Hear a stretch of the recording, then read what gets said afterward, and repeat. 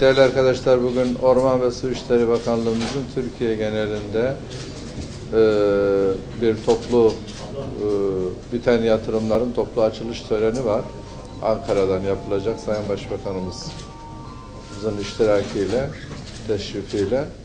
Diyarbakır'da da GAP eylem planı çerçevesinde 2008'den sonra özellikle ihtiyaç duyulan ödenekleri temin edilip hızlandırılan, ihaleleri yapılan yatırımların bir kısmının bugün açılışı gerçekleştirilecek. Burada değerli arkadaşlar, bizim bugün burada hizmete girecek olan 4 tane de otomatik meteoroloji gözlem istasyonu kuruluyor Diyarbakır'da. Bu da önemli çünkü Türkiye'de bir yerdeki en çok bu manada meteoroloji gözlem istasyonu kurulan illerden birisi haline geliyor. Özellikle tarımsal meteoroloji açısından son derecede önemli bir hizmet. Bizim bu toplulaştırma hizmeti götürdüğümüz yerlerde Diyarbakır'da 477 tane köye de değerli arkadaşlar biz 1149 kilometre kanalizasyon ve bu tür altyapı hizmetleriyle ilgili de hizmet götürdük. Diyarbakır için, bölgemiz için çok önemli 2 tane yatırım.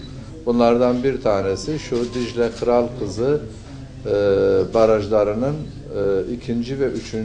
kısım cazibe sulamasının ana kanal inşaatının bugün 61 kilometresi bitmiş oldu.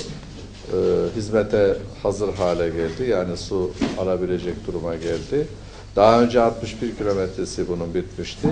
Dolayısıyla 122 kilometresi bugün itibariyle tamamlanmış oldu.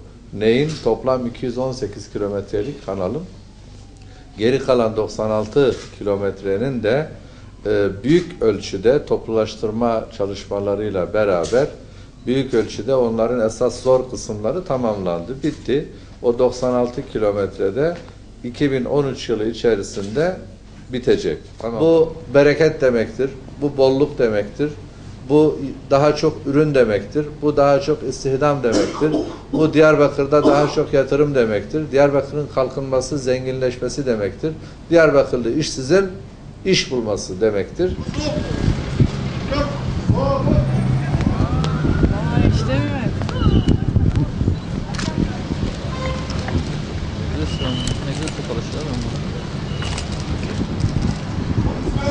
Mansur abi hep seni çekti. Gördün mü?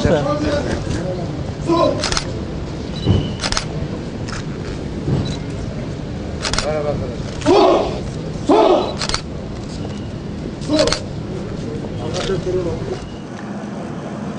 Ve iltifatsız marifet zayidir.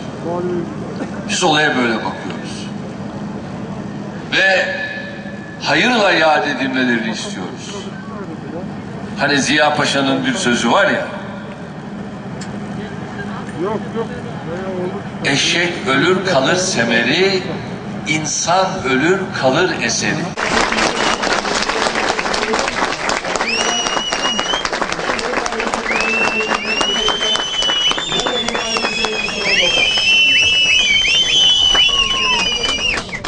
Evet, şimdi Mehdi Bey duyuyor musun bizleri? Duyuyoruz Sayın Başbakanım. Size teşekkür ediyoruz.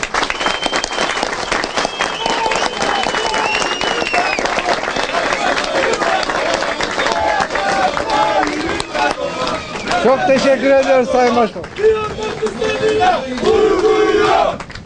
Butonların başındayız Sayın Başbakanım. Emirlerinizi bekliyoruz. Hayırlı uğurlu olsun Sayın Başbakanım. Allah utandırmasın. Bismillah. Bismillah. Saygılar sunuyorum Sayın Başbakanım. Toprağı dökmüştür. Kepçe toprağını önüne bir açacak, üstü böyle koş diye gelir. Erkeği verirler böyle.